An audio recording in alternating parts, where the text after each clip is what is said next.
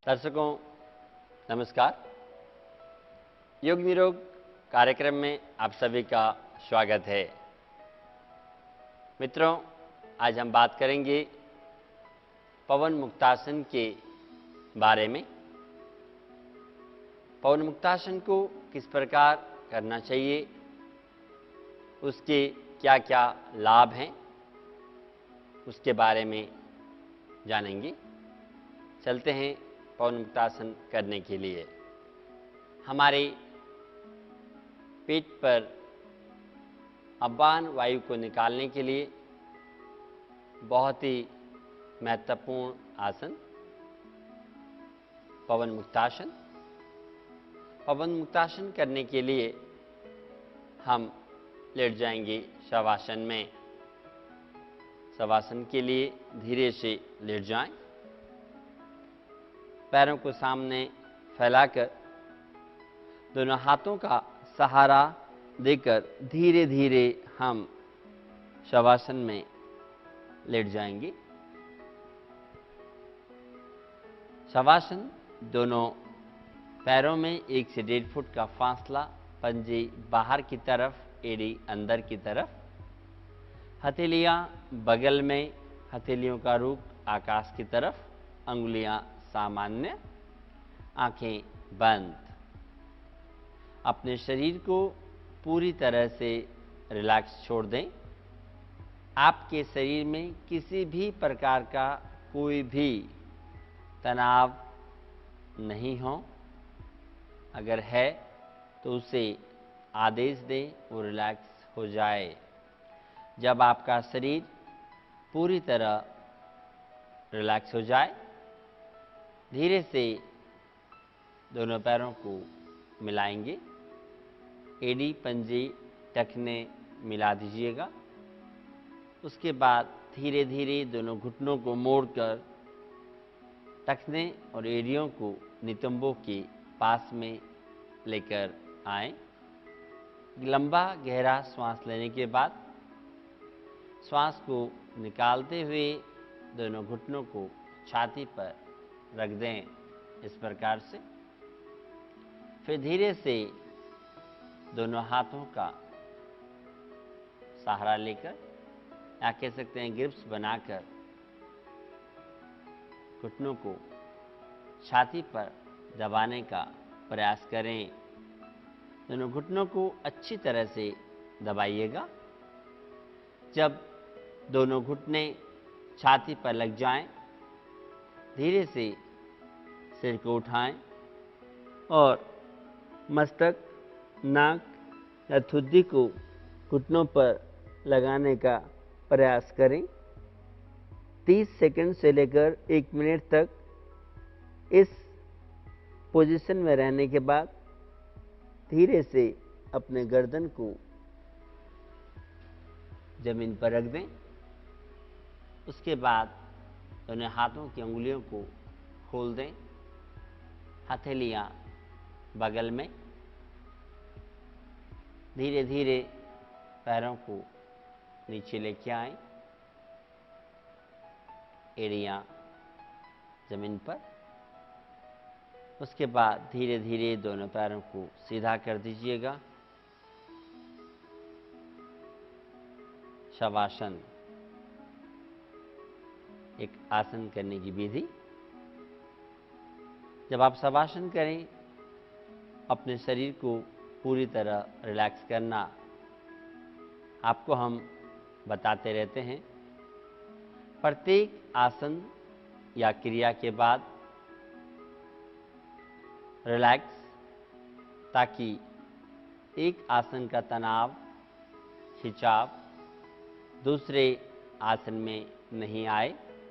इसलिए हम प्रत्येक आसन के बाद रिलैक्स करते हैं। करने के बाद कहाँ क्या हुआ उसे गौर से देखना और उसे पूरी तरह रिलैक्स छोड़ना।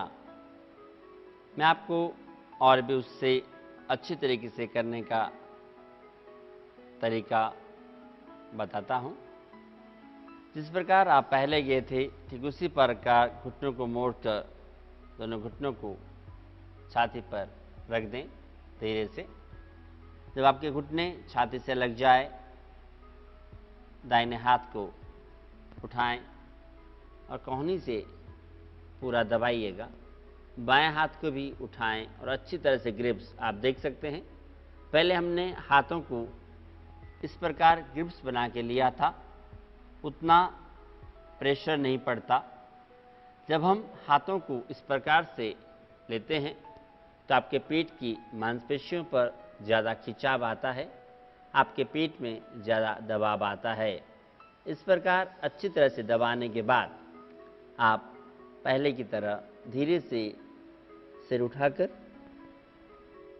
मस्तक, नाक या ठुड्डी को जमीन पर घुटनों पर लगाने का प्रयास कर सकते हैं। थोड़ी देर होल्ड करने के बाद धीरे धीरे उसी प्रकार वापस आएंगे। अपने हाथों को खोल देंगे और धीरे धीरे हाथों को बगल में रखकर पैरों को सीधा करेंगे।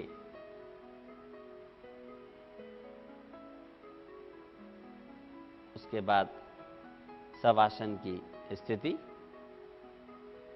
शवासन अपने शरीर को पूरी तरह से रिलैक्स छोड़ना, सिर के चोटी वाले हिस्से से लेकर पैरों के पंजों तक और पैरों के पंजों से लेकर सिर के चोटी वाले हिस्से तक पूरी तरह शिथिल शिथिल शिथिल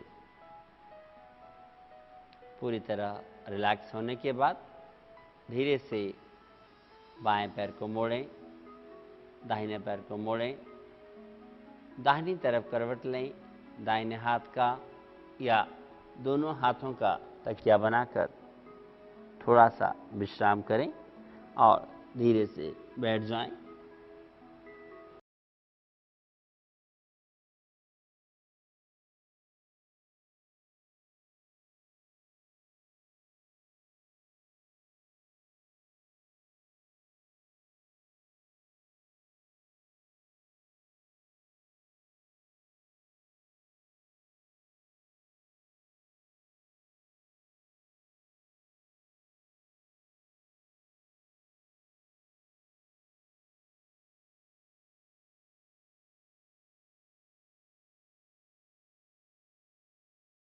मुक्तासन में कमर और पीठ की मांसपेशियां मजबूत होती हैं, जिसके कारण कमर दर्द में बहुत आराम मिलता है।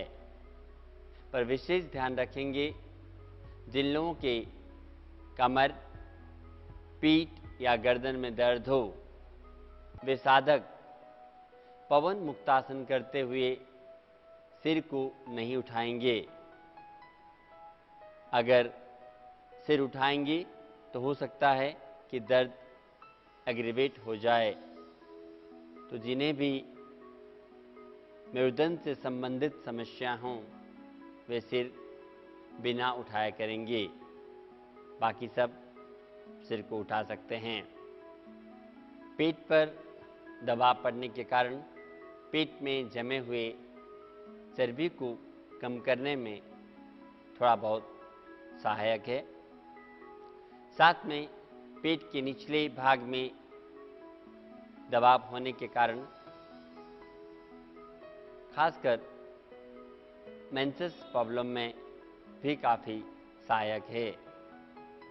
दोस्तों, आज हमने जाना पवन मुक्तासन के बारे में, उसे कैसे करना चाहिए,